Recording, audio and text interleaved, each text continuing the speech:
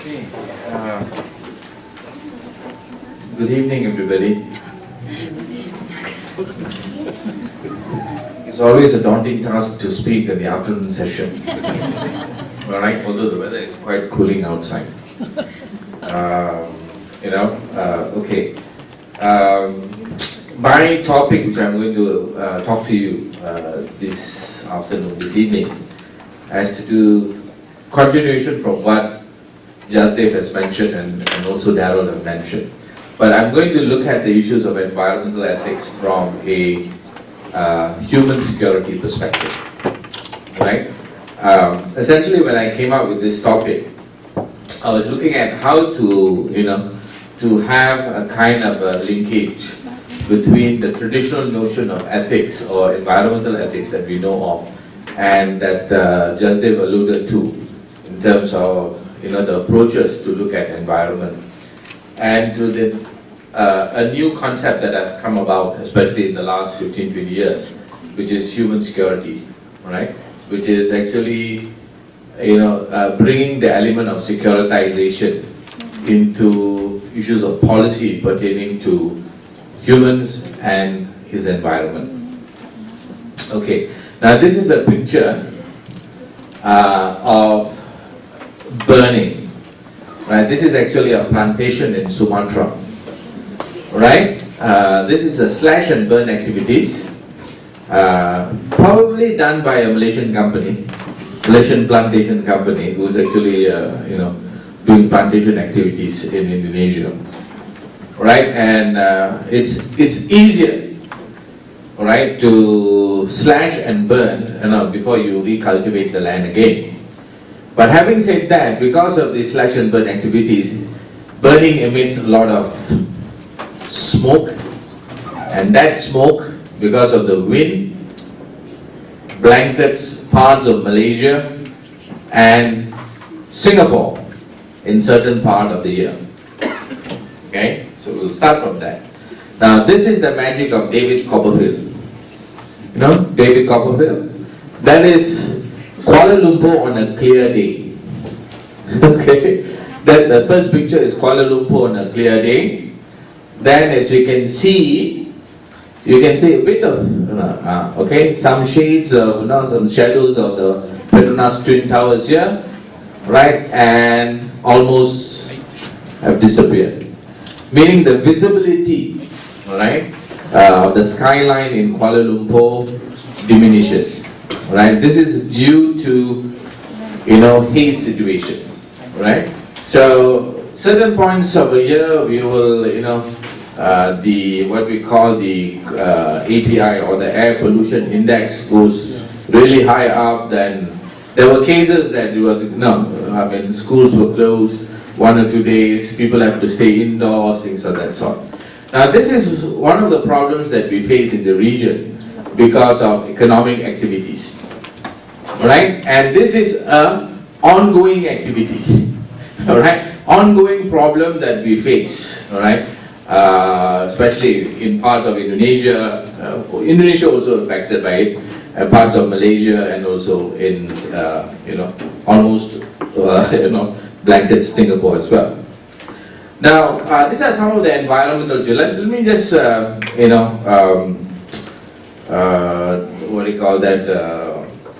categorize my talk into first looking at some of the issues that related to environment and also resources. Then we look at some of the ethical framework that we could deal with it. And thirdly, I will try to look at the correlation or the bridging between environmental ethics thinking to the human security framework. Now, this is one of the issues that we face in Asia is water crisis. Alright, and if you can see here, Asia in terms of thousands per gallon, and this is actually thousands per cubic meter. Alright, and you have the per capita. That means for each per capita we have the lowest in terms of 1,000 per cubic per capita, meaning which the allocation of water in Asia, despite hosting despite hosting probably the biggest riverine in the world, you find that the allocation of water, availability of water for each individual is actually the lowest in the world. So we have many issues pertaining to water at this point of time. Okay. Now this photo here, this picture here, it's about water conflict in India. India is one country which has a lot of water problem. Professor Panil also mentioned today about in his presentation about water. Right, you have problems where rivers run dry. The quantity of water that flows from the upper riparian state to the lower riparian state reduces, therefore impacts on not only on the ecology but also on the livelihood of people, because generally people are basically agrarian society in this part of the world. Okay, so therefore we have a lot of problem due to human activities that impact the resources that we have. This is just to show you, this is quite recent, 2013, water stress by countries. And this is just to show that the low stress up to the extremely high stress countries. Right? So the availability of water differs from one country to the other. And many of the countries who are extremely on low stress, on high stress are actually agrarian countries, which are pretty much dependent on water for their economic activity. Now this is another good example that we have.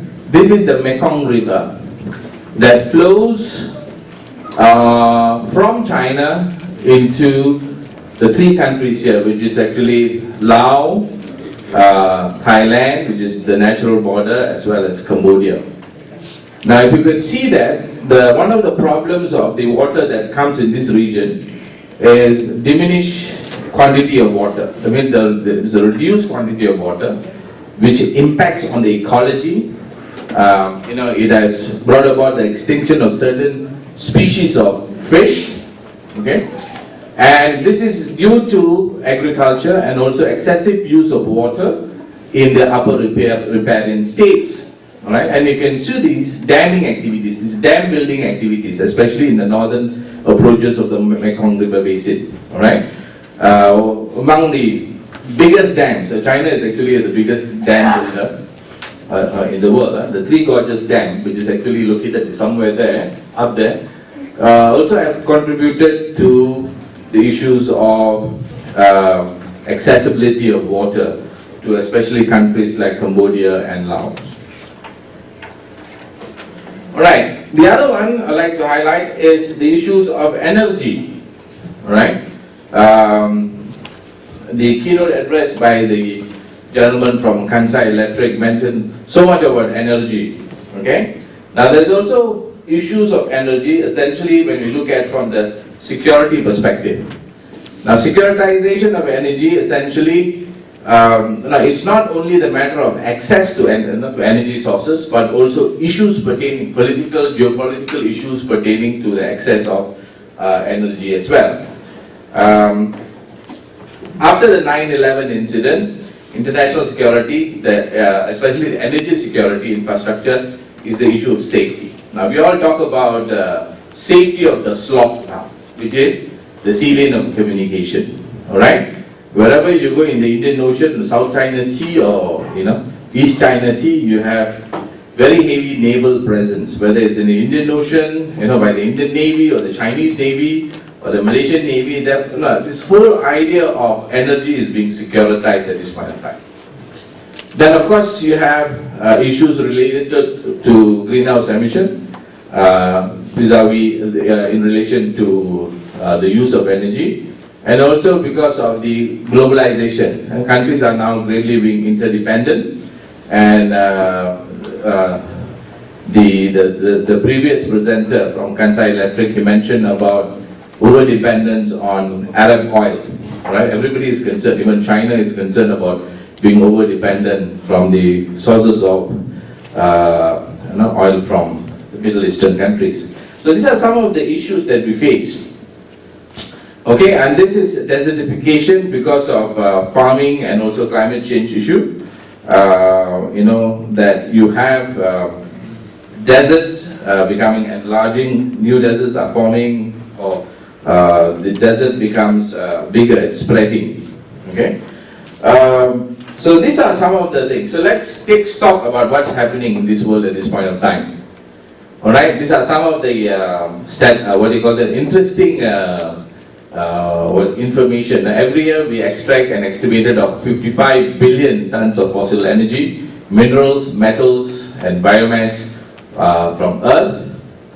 The world has already lost 80% of its forests, and we are continually losing them at a rate of 375 square kilometers per day.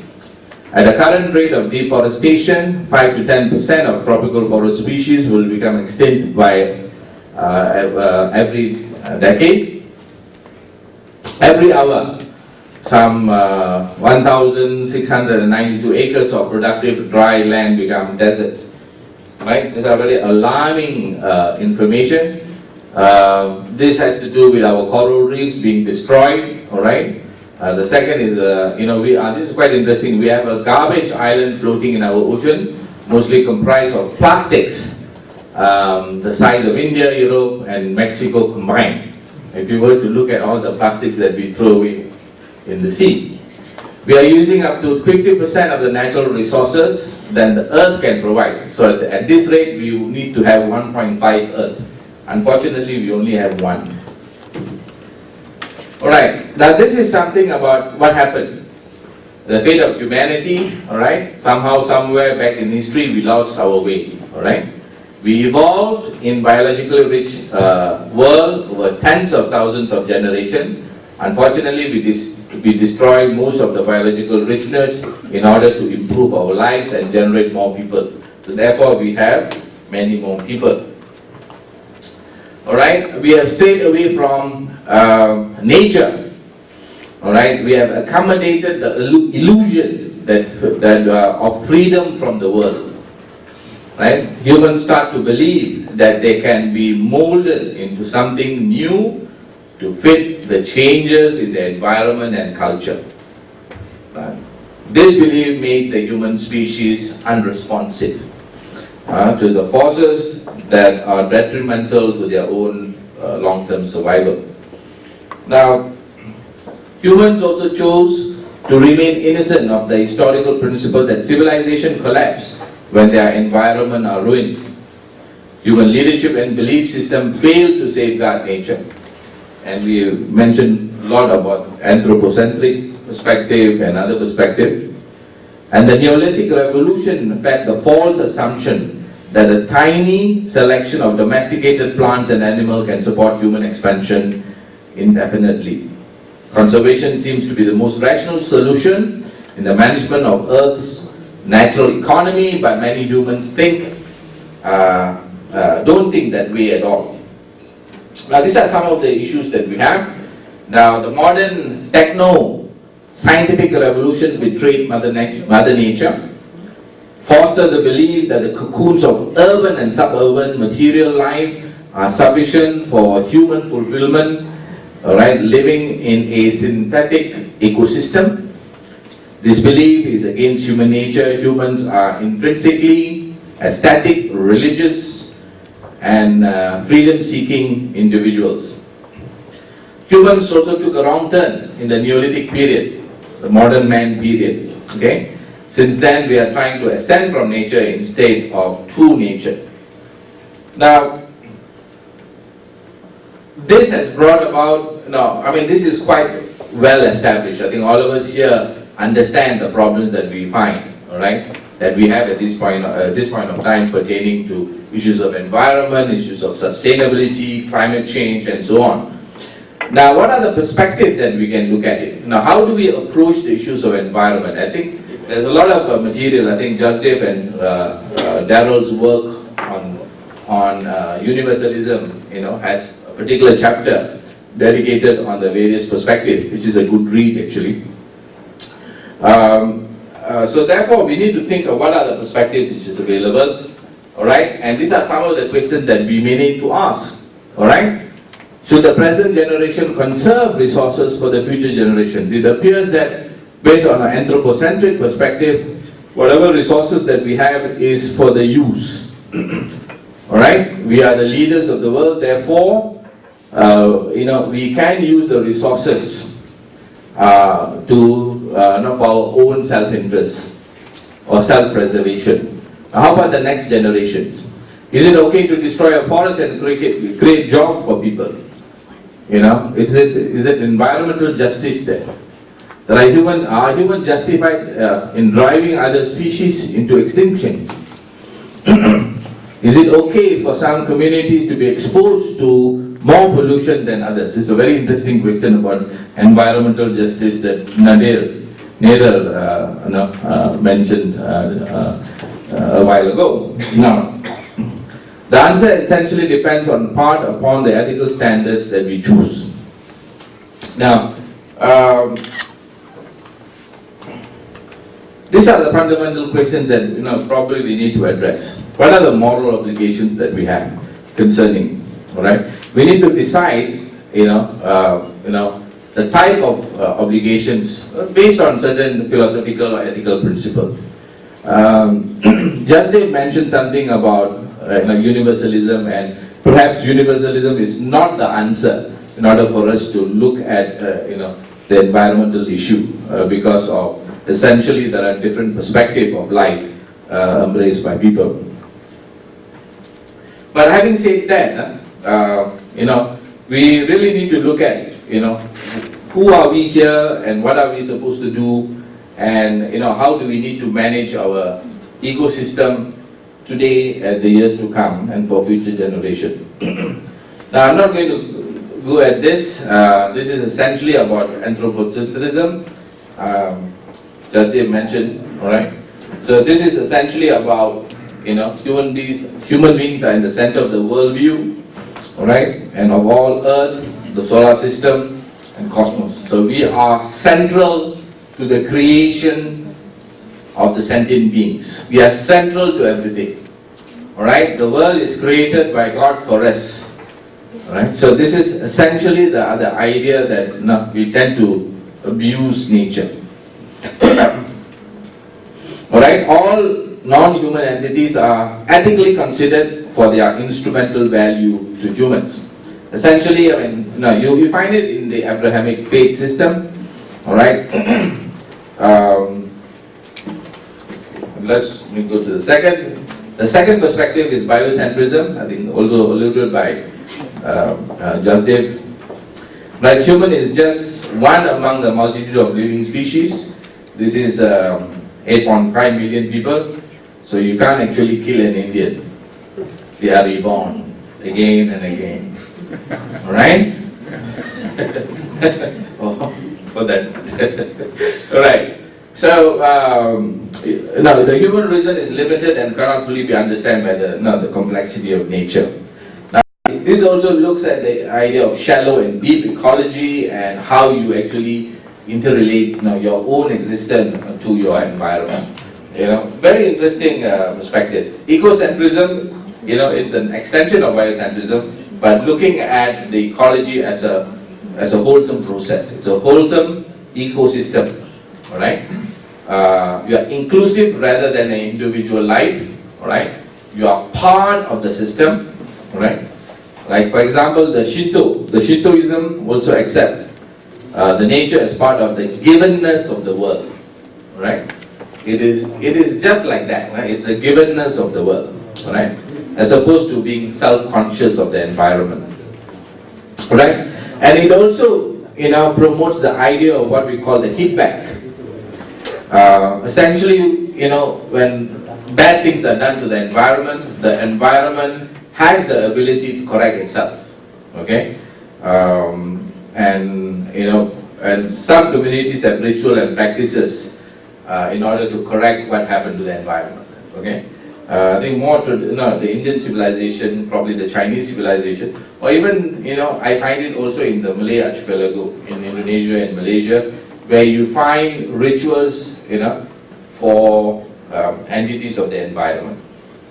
Alright, cosmocentrism, this one you go beyond, you go into the solar system.